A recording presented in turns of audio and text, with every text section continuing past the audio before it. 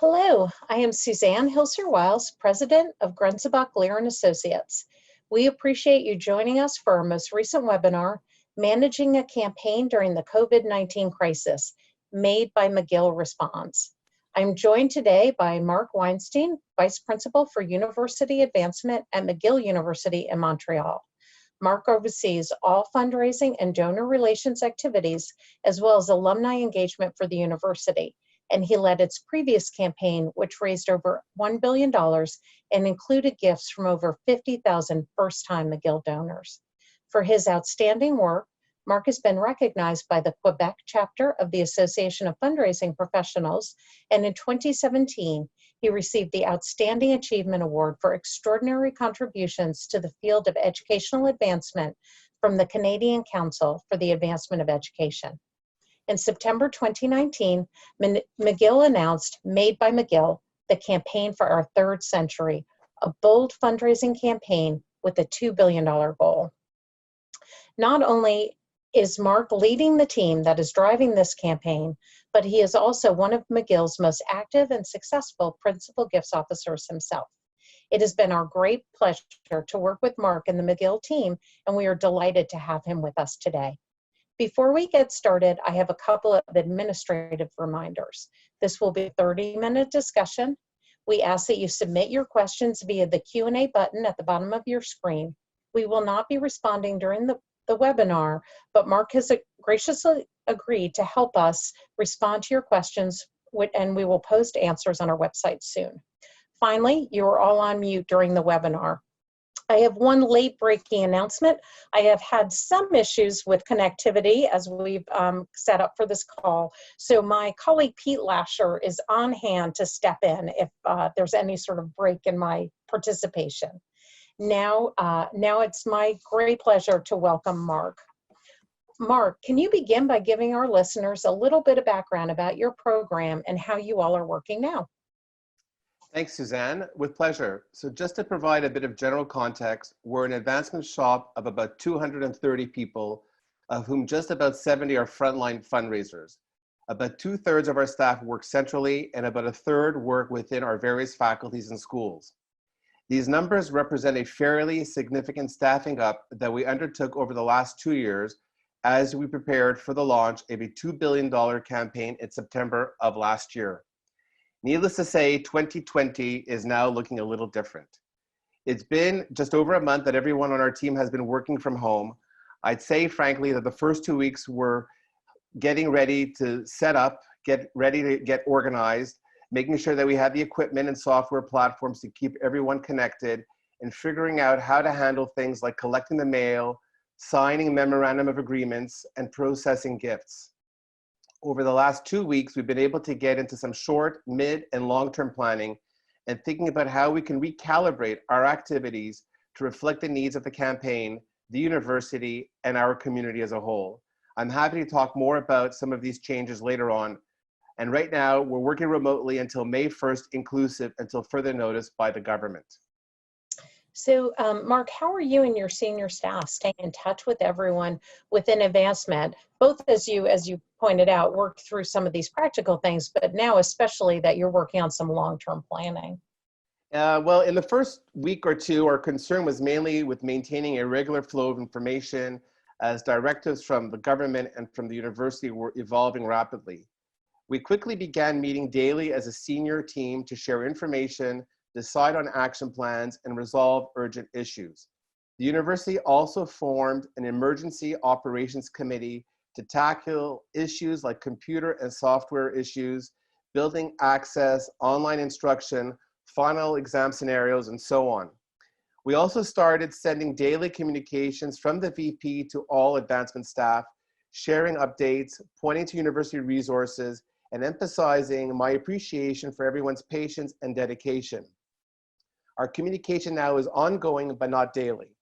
In addition, we set up a special advancement COVID-19 emergency email address that was and is monitored by the Emergency Operations Committee. We also put up resource pages on our intranet, including a Q&A, links to internal and external resources, etc. Our HR colleagues added a great section pointing to online training and resources, courses, and general non-work source of entertainment and information that people could access if they wanted a break. So as we've adapted to the new normal, we have reduced the frequency of the emails from the VP and have instead pivoted more towards sharing information through regular schedules of virtual meetings, calls, and so on. We have weekly virtual meetings with all of our fundraisers and a separate meeting with our development leads, which have served both their usual strategic function as well as allowing us to more formally find out how we're all doing and share concerns, funny anecdotes about our children and pets, etc. I've also been having regular touch points with each of my managers, and they've also set up very regular communications with their teams and direct reports. So overall, I think we're settling into a fairly good routine and a rhythm, and that our staff are feeling as good as they can about their work and their connection to advancement and McGill. That's terrific, Marc. This time of year, many of our clients are really focused on how to close out annual giving programs strongly. And we know you had a very successful giving day a few weeks ago. Can you tell us about that? For sure. We've had our 5th year where we've held what we call the McGill 24. It has grown in reach and success every year. This year, we raised just under $3 million, generating almost 5,400 gifts from alumni, parents, student friends, faculty, and staff.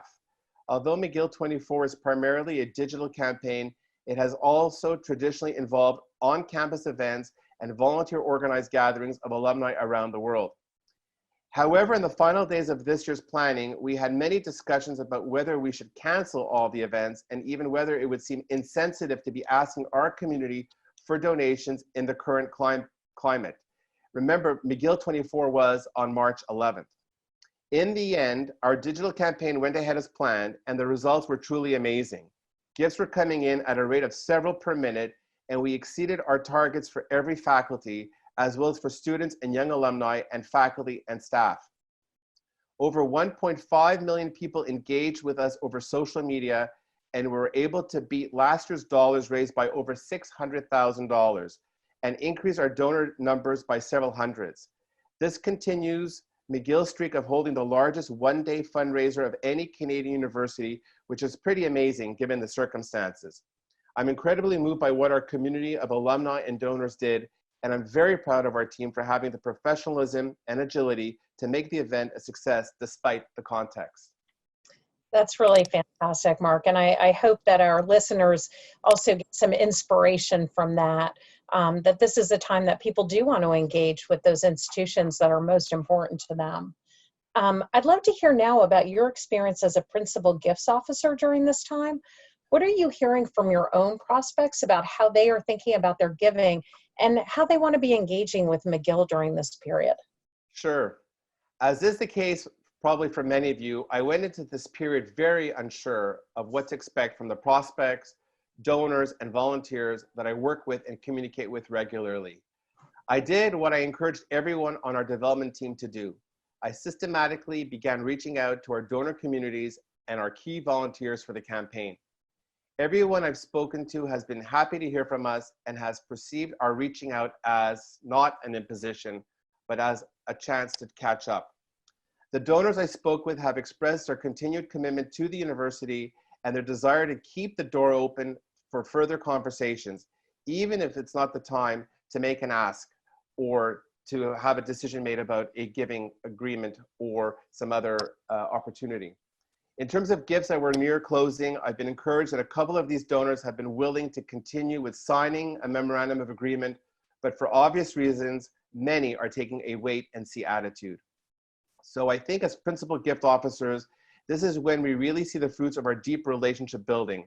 If we're doing our jobs well, our relationships with our donors are not transactional.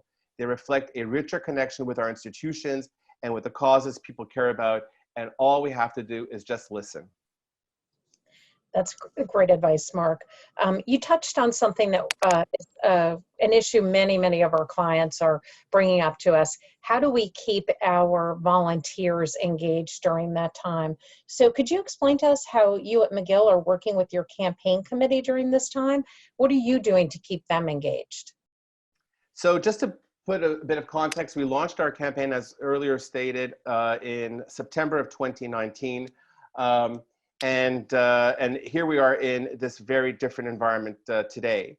And having the campaign launched with a very robust group of volunteers, the key thing is to make sure that our volunteers are still committed in helping us continue the work we're doing related to the campaign. So we're fortunate to have a really exceptional group of volunteers leading our campaign. It's quite large. We have 3 incredible co-chairs, a dynamic honorary chair, an executive of the campaign cabinet, a campaign cabinet as well, along with 10 faculty and 6 regional advisory boards that transcend the entire university structure. Our co-chairs in particular have been very keen to engage in conversations about our messaging and communications during this time and how we can ensure that McGill's priorities resonate with the community given the current context. We have a scheduled campaign cabinet meeting in early May, which will go ahead and will be held virtually. We plan to work with our top volunteers to the extent that they have the bandwidth to do so. They have many other things on their minds right now. But I think we need to balance the focusing their attention on COVID-19 specific priorities. And we do have 2 at the university level. There are 2 university-wide initiatives related to COVID-19. We have the Student Emergency Relief Fund. We have so far over $1 million contributed to that fund, and the COVID-19 Research Fund, which will be launched next week, as well as to continue to promote university needs beyond these 2 funds to make sure that we're in line and we're supporting what we've outlined in our cases for support.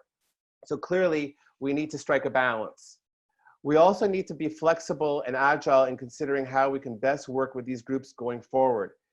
We worked very hard to engage our volunteers and structure their involvement both before and after our public launch last year.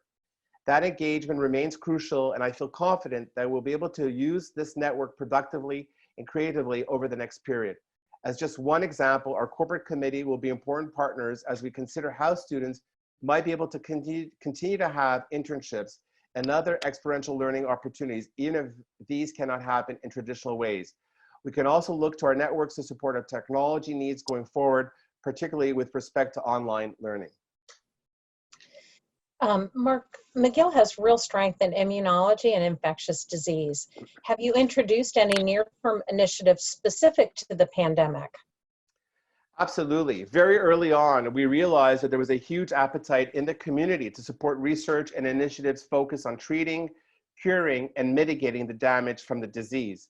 This includes everything from basic virology and vaccine research to developing more rapid testing and finding novel means of manufacturing PPE and ventilator components. As elsewhere, these were also the only labs that were able to continue operating as the government here in Canada mandated universities to wind down non-essential research. Like many of our sister institutions, we very quickly worked with our infectious disease researchers and our hospital partners to see how we could create a vehicle to support COVID-specific research. At McGill, we're fortunate to have a School of Population and Global Health led by one of the best in the field, and a co-venture with our teaching hospitals called MI4, the McGill Interdisciplinary Initiative in Infection and Immunity. MI4 is in fact one of the main themes of our campaign, highlighted as one of our 4 campaign grand challenges. MI4 in particular was already set up to rapidly adjudicate and disperse funding to high potential COVID projects across McGill and our teaching hospitals. So the first thing we did in partnership with our largest hospital foundation was create a COVID-19 emergency fund through MI4, which we hope to launch next week. Very rapidly, thanks to great efforts from our hospital partner, the McGill University Health Center Foundation, $4 million was raised for this fund to date. MI4 puts out a broad call for proposals and has already dispersed $1.5 million to 16 vaccine, testing, bioengineering, and public health projects with more to come. As mentioned, we will soon expand this effort to include a broad call to our alumni community, as we have previously done to support urgent student bursaries. I personally think we will see significant support for this grand challenge given the context we're in today.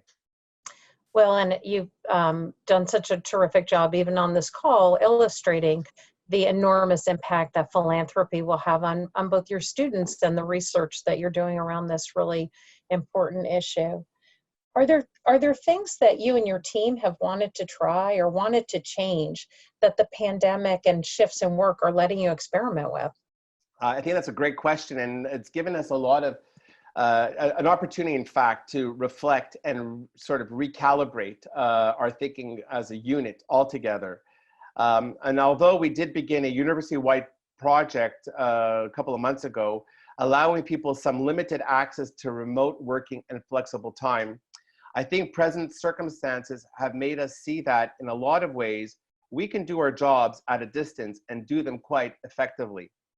Beyond re-examining how we work, I think this is also giving us an opportunity to accelerate our embrace of virtual engagement opportunities for our alumni and donors, and to see what works well, what works less well, and how we can engage various technologies to connect with our constituents no matter where they live. Like many institutions, we have been gradually moving away from a mindset where events are a significant engagement mechanism. In part, this is because we have a very geographic, diverse alumni base. So we had already been exploring online career mentoring platforms, virtual student send-offs, and other ways of establishing connection without the high cost and complex logistics of events. Now we're taking that trend even further, with a particular focus on providing services and content that our community needs in this period. So as one example, we've been hosting interactive weekly webinars featuring McGill experts on a variety of COVID-related topics, which are all taped. This has included infectious disease specialists talking about how to stay safe, psychologists talking about managing one's mental health during this period, economists talking about the financial picture, and even 2 McGill alumni astronauts discussing how they managed isolation in space. The response has been incredible. We've had more than 50,000 people participate to date, and a number of our volunteers and donors have told me that the content is valuable enough that they're also sharing these widely with their networks. We're also creating a new series of profiles celebrating, quote, McGill on the front lines, stories of McGillians who are working and doing exceptional contributions during this pandemic. We're also thinking about our young alumni and the challenges they face as the job market collapses around them. We're using LinkedIn groups to promote, quote, McGill Hires, an initiative to connect recent grads with McGill alumni who may still be in the position to provide jobs. Also over LinkedIn, we've created a McGill Shares initiative to allow McGillians to share goods and services that might be in short supply in their communities. We're also exploring creating virtual salons for our top donors. These will be opportunities for select groups to share common interests, to connect them virtually with one another and with McGill experts on a variety of themes. We're also seeing how our alumni networks can help support our recruitment and yield efforts, which are obviously experiencing a special challenge under the present circumstances.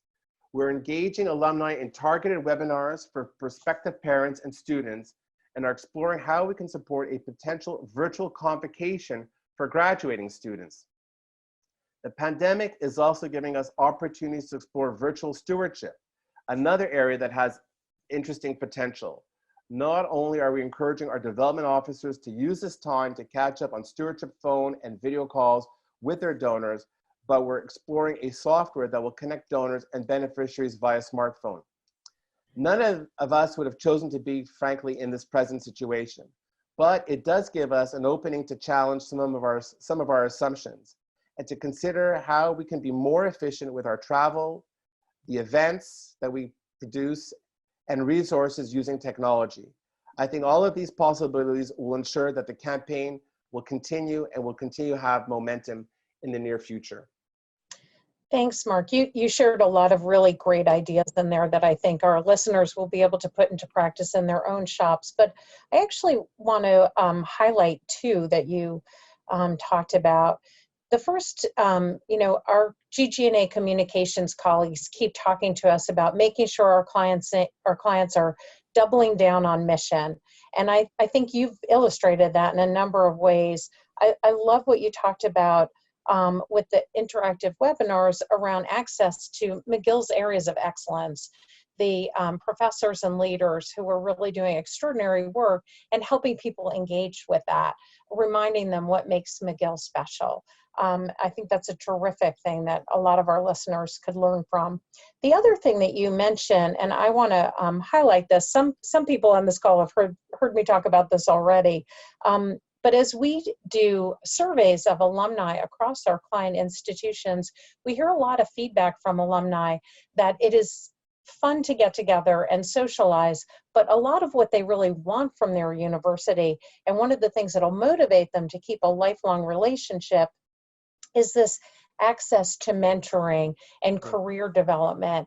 And I think that McGill's focus on that during this time is not only going to serve the university, but importantly, serve its alumni incredibly well. So I really applaud you for those efforts. And again, we, even before this crisis, as we did alumni surveys, we heard from people across the world that this is something that they'd like to see their university doing more of. I would just add one more thing, Suzanne, and that is, a lot of this is experimental for, I think, many of us in the field. Sure. And because it's experimental, I think it'd be great to learn from one another a bit more about whether these things do work or not work. But I don't think a one size fits all.